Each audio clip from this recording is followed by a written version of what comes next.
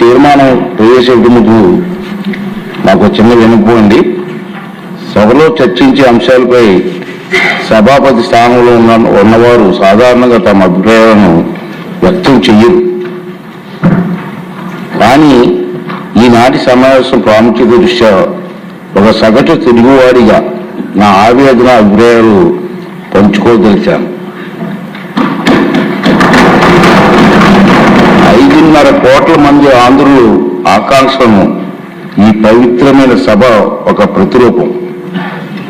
ఈరోజు ఈ సభ మన రాష్ట్ర ప్రగతికి ఎదురయ్యే సవాళ్లను శాశ్వతంగా తొలగించే యజ్ఞం జరగబోతుందని నేను భావిస్తున్నాను. ఈ పవిత్ర యజ్ఞంలో భాగస్వాములయ్యే భాగ్యం మనందరికీ లభించింది. 2014లో నడి సముద్రంలో చుక్కాని లేని నావలాగా కొట్టుకొమిట్లాడుతున్నటువంటి నూతన రాష్ట్రాన్ని తీరం చేర్చే సత్వరం శాశ్వత రాజధాని నిర్మాణం అవసరమని నిర్ణయానికి వచ్చారు. అత్యంత ప్రజాస్వామ్య పద్ధతిలో అందరినీ సంప్రదించి భౌగోళికంగా రాష్ట్ర కేంద్ర బిందువు అయిన అమరావతిని రాజధానిగా అభివృద్ధి చేయాలని ఆ రోజు నిర్ణయించడం జరిగింది. చంద్రబాబు నాయుడు గారి నాయకత్వం మీద అపారమైన విశ్వాసం చూపుతూ ఈ ప్రాంత రైతులు తన సారవంతమైన సాగు భూములను రాష్ట్ర అభివృద్ధికి కోసం త్యాగం చేశారు. ఆ విషయం మనందరికీ తెలుసు. అన్నదాతల అండతో, ఆశీర్వాదంతో, వాయువేగంతో, మనోవేగంతో రాజధాని నిర్మాణ పనులు కూడా ప్రారంభమయ్యాయి. దురదృష్టవశాత్తు 2019లో ఆ ప్రగతి రథానికి అడ్డంకులు ఎదురయ్యాయి. ప్రపంచవ్యాప్తంగా సభ్య సమాజంలో ప్రజాస్వామ్య వ్యవస్థలో కనీ విని ఎరగిన రీతిలో ఆంధ్రప్రదేశ్లో 5 ఏళ్ల పాటు వైపరీత్యం చోటు చేసుకున్న సంగతిని అందరూ చూశారు. ప్రజాస్వామ్యంలో ప్రభుత్వాలు మారడం సహజం, కానీ పరిపాలన అనేది ఒక నిరంతర ప్రక్రియ.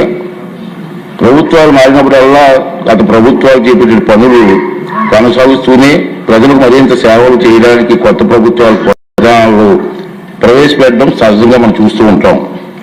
ఆ క్రమంలో గత ప్రభుత్వ హయాంలో చేపట్టిన మంచి పనులు మాత్రం అడ్డుకోరు. కానీ అందుకు భిన్నంగా 2019 వరకు పాలకులు తమ చేతికి కొబ్బరికాయ దొరికినట్టు, తన చేతికి అన్నాను, వేరే అనలేదు, రాష్ట్ర విధ్వంసానికి కందరు కట్టుకున్నారు. దురదృష్టవశాత్తు వారు అప్రజాస్వామిక ప్రగతి నిరోధులు పోగడం వల్ల రాష్ట్రం కనీసం 50 ఏళ్ల వెనక్కి వెళ్ళిపోయింది. పాలకులకు కూడా మతి బంధించవచ్చునని వారు విధ్వంసానికి పాల్పడతారని ప్రజలు ఊహించారు. పర్యవసానంగా రాష్ట్ర భవిష్యత్తు అగమ్య గోచరమైంది. రాజధాని కోసం భూమినిచ్చిన రైతులు వీధిని పడ్డారు. ఆత్మ గౌరవానికి మారుపేరిన రైతులు అవమానాలు పాలయ్యారు. ఎందరో ప్రభుత్వ హింసకు బలయ్యారు. అలాంటి దురదృష్టకర పరిస్థితులు పునరావృతం కాకుండా రాష్ట్ర బంగారు భవిష్యత్తు తిరుగులేని పునాదులు వేయడానికి ఘనమైన చారిత్రక వారసులు గల అమరావతి నగరాన్ని శాశ్వత రాజధానిగా శిలాక్షరాల్లో లిఖించవలసిన అవసరం వచ్చిందని ఈ ప్రజాప్రభుత్వం నిర్ధారణకు వచ్చింది. ముఖ్యమంత్రి చంద్రబాబు నాయుడు గారు దృఢ సంకల్పంతో చేసే కృషి ఫలితంగా రాష్ట్ర విభజన చట్టంలో తగు సవరణ తీసుకురావడానికి కేంద్ర ప్రభుత్వం సూత్రప్రాయంగా అంగీకరించినట్టు తెలిసింది. అందుకోసం అవసరమైన తీర్మానం చేయడానికి ఈరోజు మనం అందరం ఇక్కడ సమావేశమయ్యాం. ముక్త కంఠంతో తెలుగు ప్రజలందరికీ రాష్ట్ర అభివృద్ధి పట్ల మనకున్న చిత్తశుద్ధిని, అంకిత భావాన్ని చాటి చెప్పే అవకాశం ఇది. తెలుగు జాతి ప్రగతిని ఎవరు అడ్డుకోలేరు అని ఘంటాపథంగా ప్రకటించారు. కనీసం ఈ రోజైనా ఆ 11 మంది వస్తారని ఆశించాను. ఈ తీర్మానం బలపరిచి తమ తప్పులను పశ్చాత్తాపడతారనుకున్నాను. కానీ చేసిన తప్పులను సభాముఖంగా ఒప్పుకునే ధైర్యం కానీ నిజాయితీ కానీ వారికి లేవని నాకు అర్థమైపోయింది. రైతన్నల ఉసురు తగిన తర్వాత కూడా గుణపాఠం నేర్చుకునే ఉద్దేశం వారికి లేదనిపిస్తుంది. ఇది వారికి విజ్ఞతగా వదిలేద్దాం. సభ్యులంతా ఈనాటి సమావేశానికి ప్రాముఖ్యతను అర్థం చేసుకుని అర్థవంతంగా నిర్మాణాత్మకంగా చర్చల్లో పాల్గొని ఈ అవకాశాన్ని సద్వినియోగం చేసుకుంటారని చెప్పి నేను ఆశిస్తున్నాను.